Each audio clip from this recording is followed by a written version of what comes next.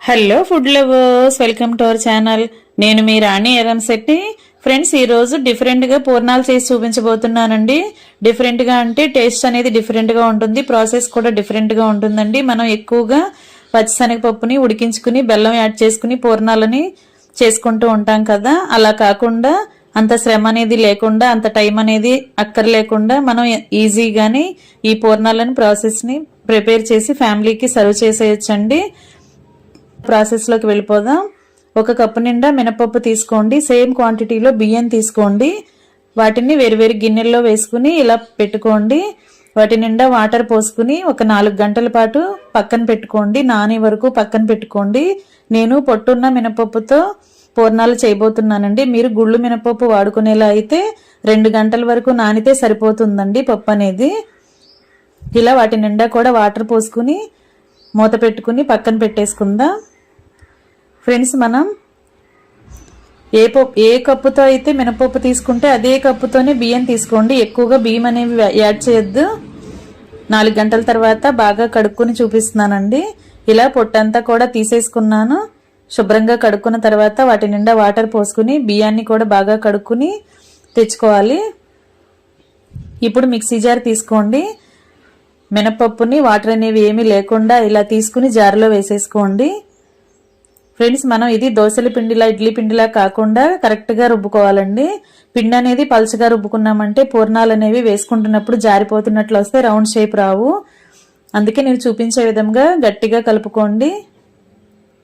Water అనేవి ఎక్కువగా పోయొద్దండి. కొంచెం కొంచెంగా పోసుకుంటూ అవసరానికి తగ్గట్టుగా కలుపుకోండి. బాగా మెత్తగా గ్రైండ్ అయిన తర్వాత అదంతా కూడా ఇలా మిక్సింగ్ బౌల్లోకి వేసేసుకోండి.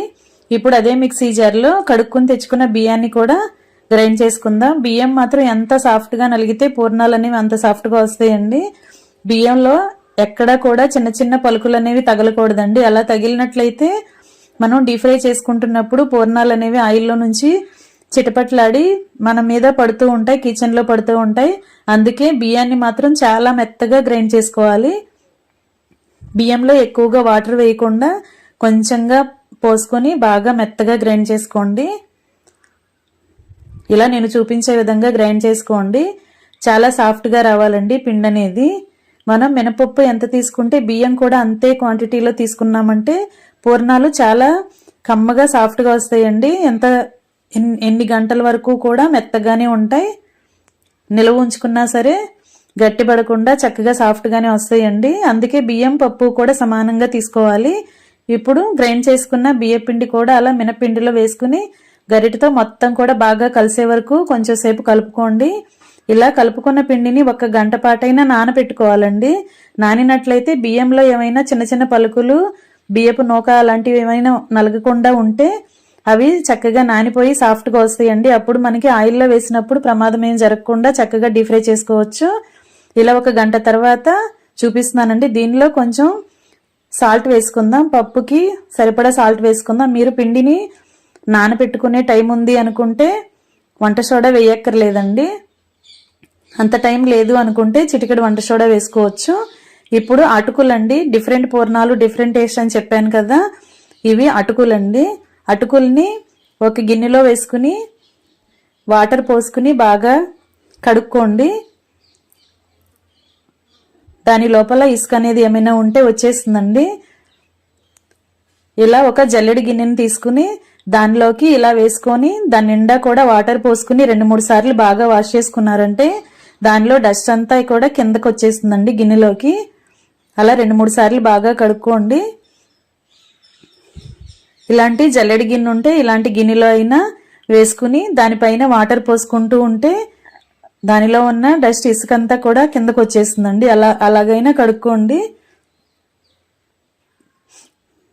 కడుక్కున్న తర్వాత నేను మీకు చూపిస్తున్నానండి. ఇలా కడుక్కుని తెచ్చుకున్నాం కదా, వీటిని ఒక బౌల్లోకి వేసుకోండి. ఇప్పుడు బెల్లం అండి, ఇది బెల్లం సిరప్ అండి. ఇది ఆ క్లిప్పింగ్ మిస్ అయింది.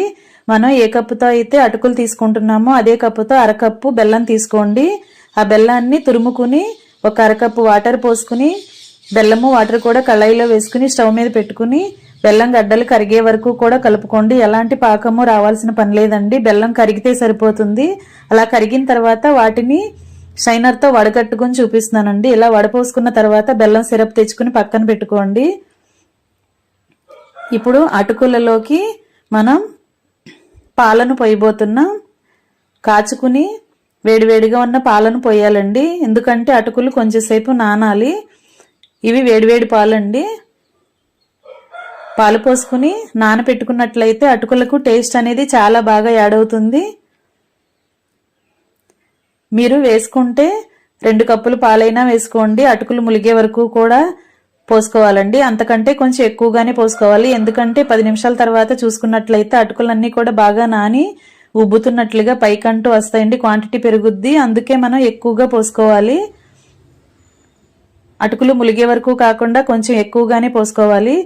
మీకు ఉన్నట్లయితే పాలు అనేవి మొత్తం కూడా పోసుకుని నానబెట్టుకోండి. లేదంటే 1 కప్పు పాలు కప్పు వాటర్ అయినా నానబెట్టుకోండి. కప్పు పాలు కానీ కప్పు వాటర్ కానీ వేసుకుని నానబెట్టుకోండి. ఇలా మొత్తం కూడా అటుకుల్ని అలా పాలలోకి ముంచుకుని ఒక 10 నిమిషాలు పక్కన పెట్టుకుంటే చక్కగా నానుతాయండి. నానిన తర్వాత ప్రాసెస్ అనేది చూపిస్తాను.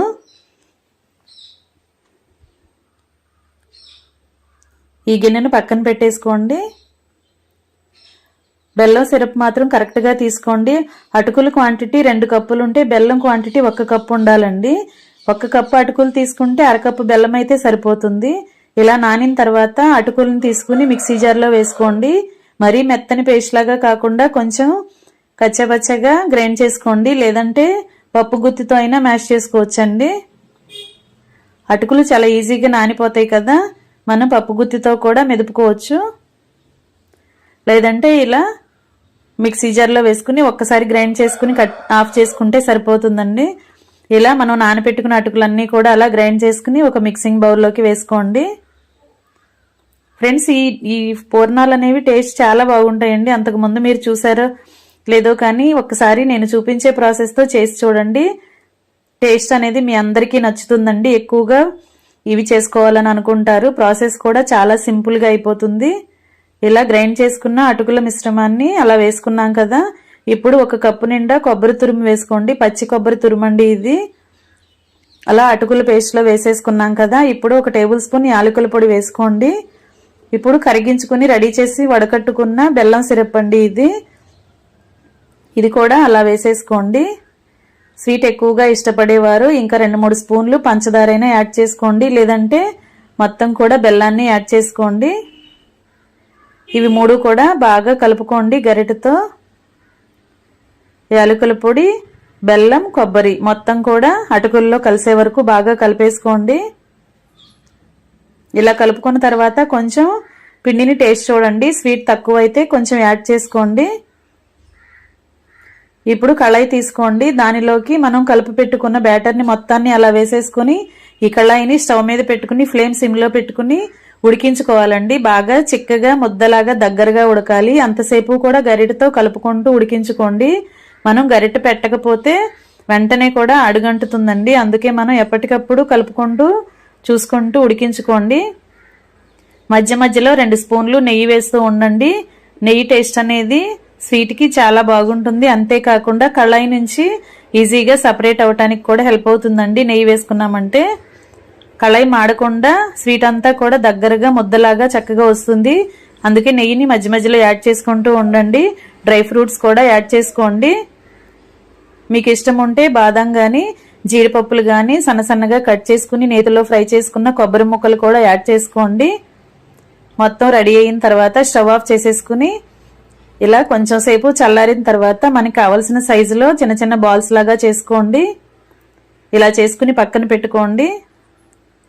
ఫ్రెండ్స్, మనం అటుకుల్లో పాలు పోసి నానబెట్టుకుని ఉంచుకున్నాం కదా. టేస్ట్ అనేది ఈ పూర్ణాలకి చాలా బాగుంటుందండి. ఇంట్లో పెద్దవారే కాకుండా పిల్లలు కూడా ఇష్టంగా తినే రెసిపీ అండి. మీరు ఖచ్చితంగా ట్రై చేసి చూడండి. ఇలా పిండి అంతా కూడా ఉడికించుకున్నదంతా కూడా చిన్న చిన్న బాల్స్ లాగా చేసుకుని ప్లేట్లోకి సర్ది పెట్టుకోండి. ఇవన్నీ కూడా రెడీ అయ్యాయి కదా. లోపల పూర్ణం అనేది ప్రిపేర్ చేసుకున్నాం. ఇప్పుడు కళాయి తీసుకుని డీప్ ఫ్రైకి సరిపడా ఆయిల్ పోసుకోండి.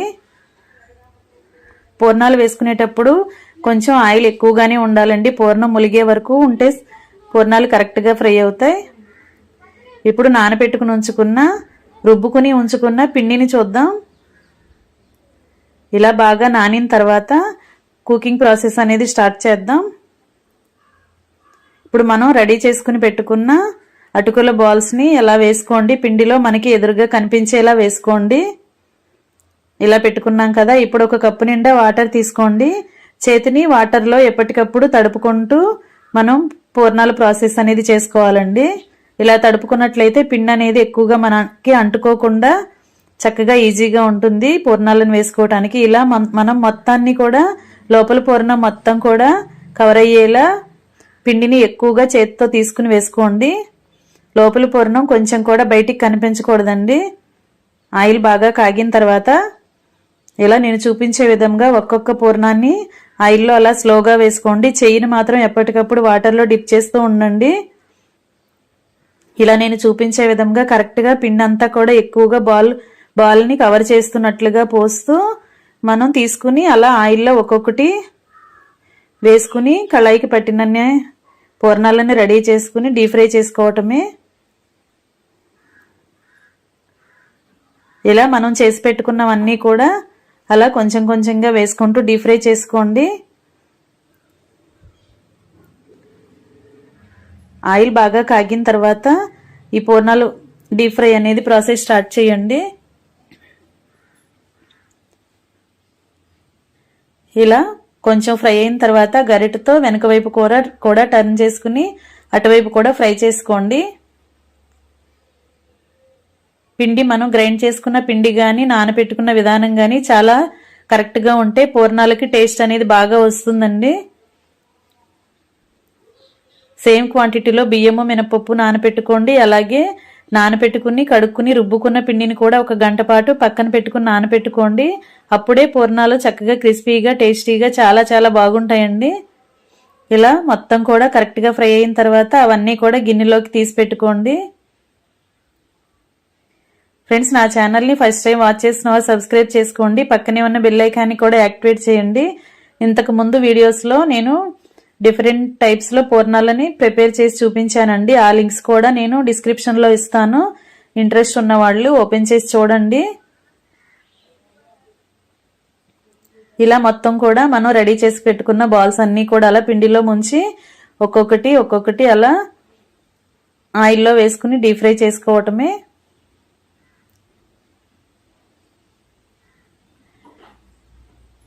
మనం పూర్ణాలు రెడీ అయిన తర్వాత 4-5 గంటలైనా ఈవినింగ్ వరకు కూడా చాలా క్రిస్పీగా చక్కగా ఉంటాయండి. ఇలా నేను చూపించే విధంగా ఈ ప్రాసెస్లో చేసి చూడండి.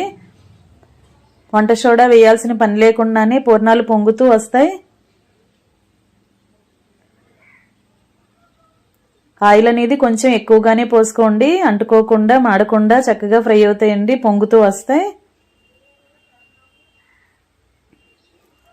ఇలా మనం ఉడికించుకున్న అటుకుల పేస్ట్ని బాల్స్ని అలాగే రుబ్బుకుని పెట్టుకున్న పిండిని అలా వేసుకొని డీప్ ఫ్రై చేసుకుని ఫ్యామిలీకి సర్వ్ చేసుకోవటమేనండి. చాలా సింపుల్ ప్రాసెస్తో మనం ఎక్కువగా శ్రమ పడాల్సిన పని లేకుండా పూర్ణాలను పెట్టేయచ్చు మన ఫ్యామిలీకి. ఇంకా రెడీ అయిపోయాయి ఎంతో టేస్టీగా ఉండే అటుకుల బెల్లం పూర్ణాలండి. మీరు కూడా ప్రాసెస్ నచ్చితే ఒకసారి కుక్ చేసి ఫ్యామిలీకి సర్వ్ చేయండి. టేస్ట్ చూడండి, వారందరికీ కూడా నచ్చుతాయండి. ఎప్పుడు మనం శనగపప్పు పూర్ణాలని పల్లి పూర్ణాలని తింటూ ఉంటాం కదా, ఒకసారి ఇలా అటుకుల పూర్ణాలను కూడా ట్రై చేసి చూడండి. అటుకులు కూడా హెల్త్కి మంచిదే కదా, వెయిట్ లాస్ కూడా అవుతారు. అంతేకాకుండా మనం పంచదారకి బదులుగా బెల్లం యూజ్ చేసాం కదా, హెల్త్కి కూడా చాలా మంచిదండి ఈ రెసిపీ అనేది. తింటున్నంతసేపు కూడా కమ్మగా అనిపిస్తాయి. వీడియో నచ్చినట్లయితే లైక్ చేయండి. అలాగే మీ ఫ్రెండ్స్కి ఫ్యామిలీ మెంబర్స్కి రెసిపీ షేర్ చేయండి. అలాగే నా ఛానల్ని ఫస్ట్ టైం వాచ్ చేసిన వారు సబ్స్క్రైబ్ చేసుకుని పక్కనే ఉన్న బెల్ ఐకాన్ని కూడా